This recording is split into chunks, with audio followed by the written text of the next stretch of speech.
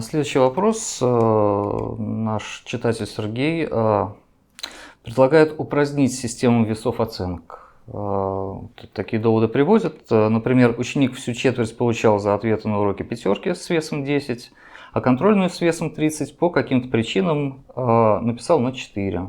А в результате итоговая будет четверка. Это неверно, по его мнению. Как вы это прокомментируете?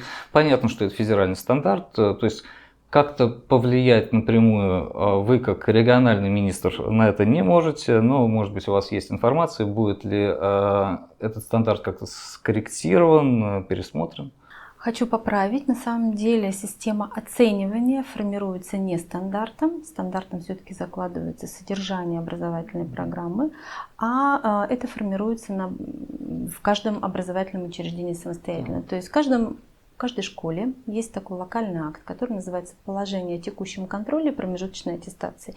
И вот именно там и прописываются все особенности. Потому что вот тот метод, о котором нам сообщили, да, в своем вопросе, он не так часто используется. То есть это как один из вариантов системы оценивания. И каждая школа обязательно с учетом мнения родителей и обучающихся принимает такие локальные акты. Поэтому мне бы хотелось рекомендовать нашему читателю обратиться в школу, посмотреть еще раз это положение и выйти с инициативой о внесении изменений. То есть если он найдет поддержку среди других родителей, среди старшеклассников, они у нас тоже полноправные участники образовательных отношений, могут выйти с инициативой к администрации и изменить этот подход. Это их право.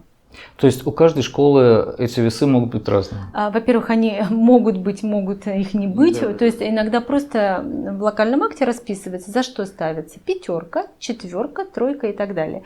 Где-то вот есть такой инновационный подход, когда нам не хватает вот этих пятибалльной системы, можно даже сказать, мы единицу практически не берем в расчет вот этой четырехбалльной системы, и здесь делается вес. То есть понимая, что какие-то задания более сложные, какие-то формы контроля тоже разные бывают. И здесь вот делается такой определенный весовой критерий.